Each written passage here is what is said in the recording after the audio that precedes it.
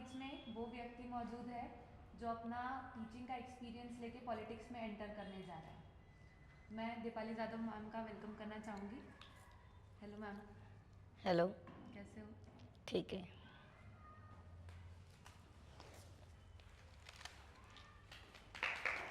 Thank you.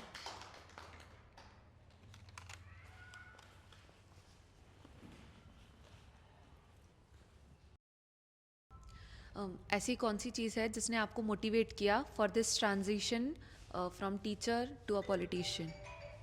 मैं एक teacher हूँ, इसके कारण मेरा रोज़ समाज के लोगों से बात करना होता ही है। और जब बात करना होता है तो ऐसा समझता है कि इनकी समस्या क्या है, इनकी अड़चनी क्या है और इनके हमारे अपेक्षा क्या है। और इस कारण मुझे ऐसा लगा कि मैं स्कूल में रह के जब बच्चों को इतना मोटिवेट कर सकती हूँ, तो अगर मैं पॉलिटिक्स में गई तो मैं समाज के लिए और इससे ज़्यादा काम कर सकती हूँ। कंटिन्यू ले लो सेकंड। तो फिर ये जो टीचिंग का एक्सपीरियंस है, आप वो इसको पॉलिटिक्स में कैसे यूज़ करेंगे? टीचर होना मतलब एक जवाबदार व्यक्ति है और टीचिंग फील्ड से मैंने टाइम मैनेजमेंट, अपने काम जवाबदारी से करना और टाइम पे पूरा करना ये सीखा है। इसके कारण मैं पॉलिटिक्स में भी यही सब बातें ध्यान में रख सकती हूँ। ऐसे कौन से इम्पॉर्टेंट टॉपिक्स है जिसके ऊपर आप सबसे पहले अपना ध्यान देना चाहेंगे और आपके लॉन्ग टर्म गोल्स क्या रहेंगे इसके लिए? सबसे पहले तो मैं मूर्तिजापुर में जो सबसे बड़ी समस्या है पानी पुरोठा, फिर उसके बाद है स्वच्छता, तीसरी है महिला सुरक्षा और चौथी है विद्यार्थियों की प्रगति। इन सारी बातों पे ध्यान दूंगी। और लॉन्ग टर्म मेरा यही है कि जो बच्चे अभी छोटे हैं लेकिन आगे जाके जब ये बड़े हो जाएंगे, उनको सबसे बड़ा प्रॉब्लम होता है रोज़गार। उसके लिए मैं उनके लिए बहुत प्रयत्न करने वाली हूँ। रोज़गार के लिए मैं रोज़गार का जो मेड़ावा रहता है वो स्थापित करने वाली यहाँ पे। उसके बाद रोज़गार से मिलके जो कौशल्य है, जो उनको प्रशिक्षण दिए जाते हैं, वो फ्री ऑफ कॉस्ट देने के प्रयत्न करेंगे। फिर उसके बाद जो न्यू स्टार्टअप करते हैं उनको भी मदद करने की पूरी पूरी कोशिश करेंगे। एजुकेशन सिस्टम किस वे में होना चाहिए या फिर कैसे काम करना चाहिए, क्या लगता है आपको? एजुकेशन वे जो है वो स्किल बेस पे होना चाहिए, क्योंकि आजकल जो भी है सिर्फ परसेंटेज थ्रू हम नहीं देख सकते हैं। बच्चों का स्किल जो है वो महत्व का है। बच्चों को पुस्तकीय ज्ञान तो होना ही चाहिए, लेकिन उसके व्यतिरिक्त तो उनको हर फील्ड का नॉलेज होना चाहिए। तो एजुकेशन बेस्ड जो एजुकेशन दिया जाता है वो बहुत ज़्यादा इम्पोर्टेंट है। सही बात है। अब जो हमारे स्टूडेंट्स हैं, ये जनता की तरफ के सवाल लेके आए हैं आपके लिए, तो ओके। मैं बच्चों से चाहूँगी कि वो सवाल पूछे और आपसे एक्सपेक्ट करती हूँ कि आप भी उनका उसी तरह से जवाब दें जैसे अभी तक के आपने दिया। नमस्कार मॅम, माझं नाव दिव्या कुरमुडे. मी श्री व्यंकटेश बालाजी विद्यार्थिनी आहे. तर माझा प्रथम प्रश्न हा आहे की तुम्ही निवडून आल्यानंतर प्रथम दिवसात नागरिकांसाठी तुम्ही काय करणार? मी निवडून आल्यावर प्रथम काही दिवसात सर्वप्रथम तर जनतेशी मिळणार, त्यांना मला निवडून दिल्याबद्दल धन्यवाद करणार. त्यानंतर आपल्या मूर्तिजापूरची जी समस्या प्रथम आहे पाणी पुरवठा आणि स्वच्छता, हे सोडून या व्यतिरिक्त आणखी काही समस्या आहेत का हे जाणून घेण्याचा प्रयत्न करणार. नमस्कार मॅम, मी महेंद्र कुलगडेकर, इयत्ता नववीचा विद्यार्थी श्री व्यंकटेश बालाजी या स्कूलमधून आहे. माझा सर्वप्रथम हा प्रश्न आहे, आपल्या मूर्तिजापूर शहरात सगळ्यात मोठी समस्या आता पाण्याची आहे आणि तुम्ही या समस्येसाठी कोणते उपक्रम राबविणार? पाण्याची समस्या हे सर्वात मोठा प्रश्न आहे, बरोबर आहे.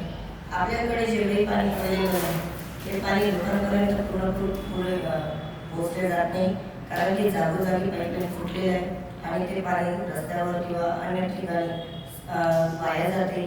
सर्वात आधी तर या जी पाईपलाईन आहे त्याची डागडुजी न करता त्याला योग्य प्रकारे नियोजन करून ते कशी काय आपण व्यवस्थित व्यवस्थापन करू शकतो हा प्रयत्न करणार. दुसरी गोष्ट, जरी हे सर्व करूनही पाणी जर पुरेसे आपल्याकडे अवेलेबल नाही होत आहे, तर कुठल्याही प्रकल्पामधून कसे आपल्यापर्यंत मूर्तिजापूरपर्यंत मूर्तिजापूरच्या आम नागरिकांपर्यंत पाणी पोहोचले जाईल त्याचा पूर्ण प्रयत्न करणार. माझं आहे की तरुणां आणि विद्यार्थ्यांसाठी तुम्ही कोणत्या योजना राबविणार?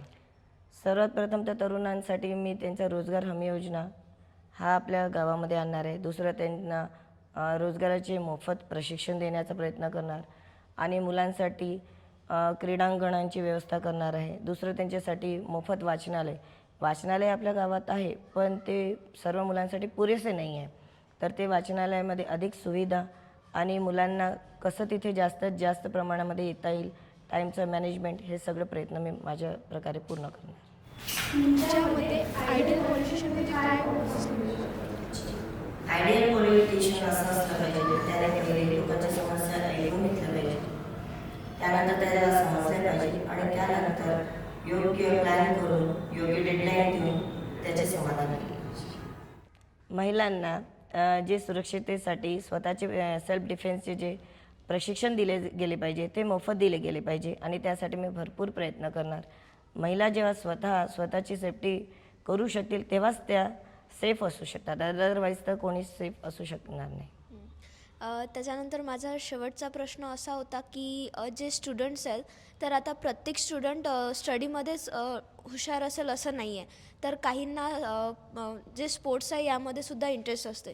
बट मूर्तिजापूरमध्ये स्पोर्ट्सशी रिलेटेड काहीच नाही आहे, जसं की ग्राउंड्स नाही आहे क्रिकेटसाठी, चेससाठी कोचेस नाही आहेत. जसं की हिला चेसमध्ये इंटरेस्ट आहे बट कोच नसल्यामुळे ती पुढे नाही जाऊ शकते, तर याच्यासाठी तुम्ही काय करसाल? मी आधीच तुम्हाला सांगितलेलं आहे की एज्युकेशन हे स्किल बेस्ड असलं पाहिजे. त्याच्यासाठी सुद्धा मी माझाही त्याच्यात सकारात्मकच निर्णय आहे की जे एज्युकेशन आहे ते फक्त पुस्तकी ज्ञान नसलं पाहिजे, मुलांना स्पोर्टमध्ये सुद्धा प्रवृत्त केलं पाहिजे. नक्कीच बरोबर आहे तुमचा जो पॉईंट तुम्ही मांडलेला आहे.